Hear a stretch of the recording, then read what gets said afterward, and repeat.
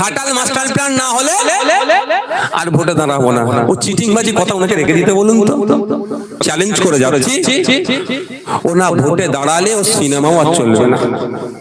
ও hero ওই রিলের hero, real hero নয় তো। কালকে যদি অন্য কোনো দল আসে আপনাকে বলে রাখি মিলিয়ে নেবেন। এখানে পাঁশকুড়াতে এখানে এসেছি, আমার রেকর্ড রাখুন ভিডিওটা। আগামী দিনে তো সরকার পরিবর্তন হবে, দেববাবুকে দেখবেন কোথায়, দেখবেন নতুন যে সরকার এসে তার কোলে উঠে বসে আছে। আপনি বলুন এই দেবদা প্রায় 3.5 লাখ টাকা মতো মাইনে পায়। আপনি তো মাথা ফাতা ফাটিয়ে ফুটিয়ে একদম সকাল বেলা চান টান করে নিয়ে গোসল টোসল করে নিয়ে সকাল বেলা ভোটটা দিয়ে চলে এলাম। লাভটা আপনার কি হচ্ছে? কিছু লাভ হচ্ছে কি? আর বছর বছর কি বলে, যদি ওই কি বলে কি এটা যেটা আছে ঘাটাল মাস্টার প্ল্যান না হলে আর ভোটে দাঁড়াবো না। ও চিটিংবাজি কথা ওনাকে রেখে দিতে বলুন তো, চিটিংবাজি কথাই বলছে কথাটা। ও ভালো করে জানে ও মানুষকে এসে হাতে হাত নেড়ে দেবো, মানুষ ভুলে যাবে। ও যখন সমস্যায় পড়ে আর বলে আমি কি বার ভোটে দাঁড়াবো না। ও ভোটে না দাঁড়াতে পারলে আমি আপনাদের বলি একটা কথা, আমি চ্যালেঞ্জ করে যাচ্ছি।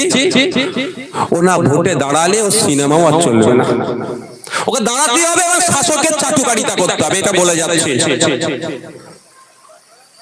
ও হিরো ওই রিলের হিরো, রিয়েল হিরো নয় তো।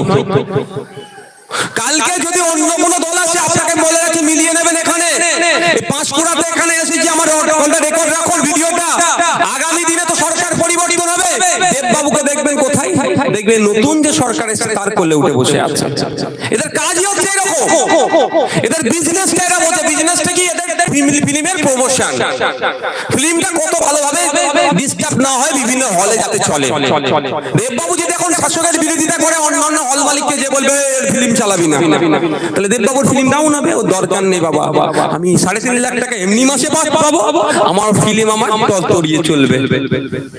ওদের কথা ভরসা করে আপনি মানে ব্যাঙের বাসায় বে করে খাল কাটালে হবে?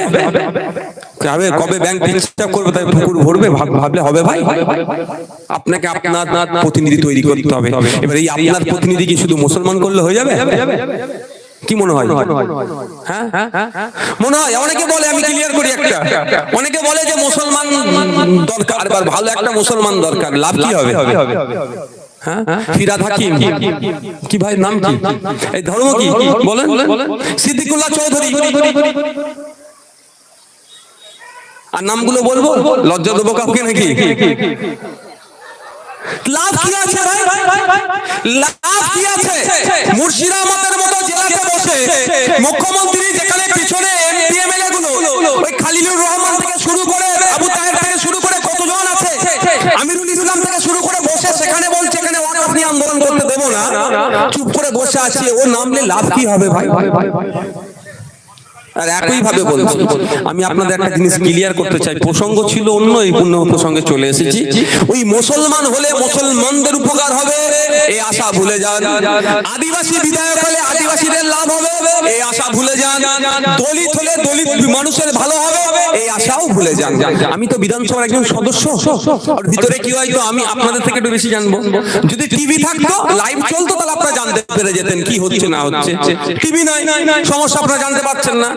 পশ্চিম বাংলার বিধানসভায় 18টি এসটি কমিউনিটির রিজার্ভ সিট থেকে এমএলএ যায়, মানে আদিবাসী সমাজ থেকে 18টা বিধায়ক বিধানসভার মধ্যে যায়, তারা আদিবাসী সিট থেকে নির্বাচিত হয়ে যায়। তারা গিয়ে তাদের কাজ কি? আদিবাসী সব থেকে বেশি করা ভাই, স্বাভাবিক ভাবে।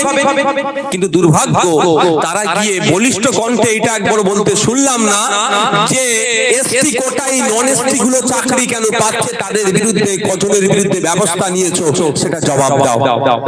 এটা শুনতে পেলাম না। কিন্তু তারা আদিবাসী সমাজ থেকে গিয়েছে। পশ্চিমবাংলার বিধানসভায় 63টার অধিক এসসি কমিউনিটির আছে, শিডিউল কাস্ট কমিউনিটির বিধায়ক আছে, তারা সেই এসসি সিট থেকে রিজার্ভ সিট থেকে যাচ্ছে।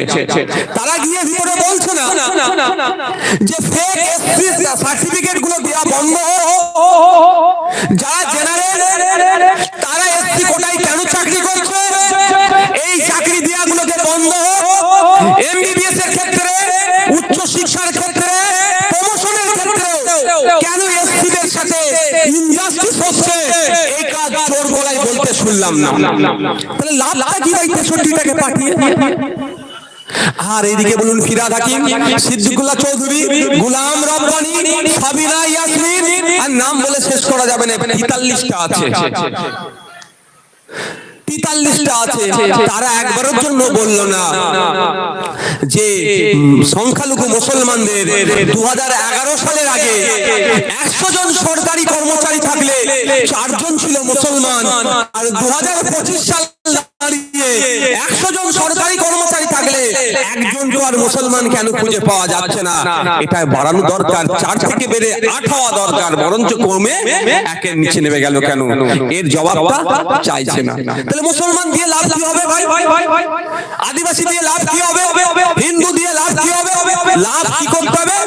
মানুষের মতো জনপ্রতিনিধি তৈরি করতে হবে।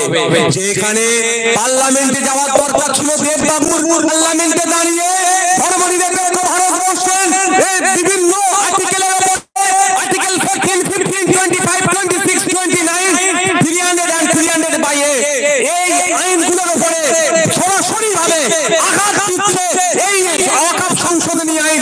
এর প্রতিবাদ করা দরকার ছিল দেববাবুর পার্লামেন্টে দাঁড়িয়ে, তা না করে উনি কোথায় ছিলেন? হয়তো দেখুন শুটিং করতে ব্যস্ত আছে। ভুল লোককে আপনারা পাঠিয়েছেন। আমি দেববাবুর জায়গায় ফিরাদ হাকিম থাকলে বিশাল কিছু করে ফেলতাম, এটা বলছি না। এটা ভাববেন না যে দেবকে কেন পাঠিয়েছেন, ফিরাদকে পাঠান, আমি এটা বলছি না। আমার বর্মনদাকেও পাঠালো যতটা লাভ হবে, আমার শাহবাজকে পাঠালো ততটা লাভ হয়। কেন? এটা পজিটিভ। আমার বলার বক্তব্য এটাই যে আমাদেরকে জনপ্রতিনিধি দেখে পাঠাতে হবে। যদি না আমরা দেখে জনপ্রতিনিধি পাঠাই, তাহলে আমাদের এই দুরবস্থা যেরকম দেখছি আগামী দিনও এই ধরনের হবে। এবার আপনারা ভাবেন কি করবে। দেখুন কটা বাজে? আচ্ছা 5টা 40 বেজে গিয়েছে। আমি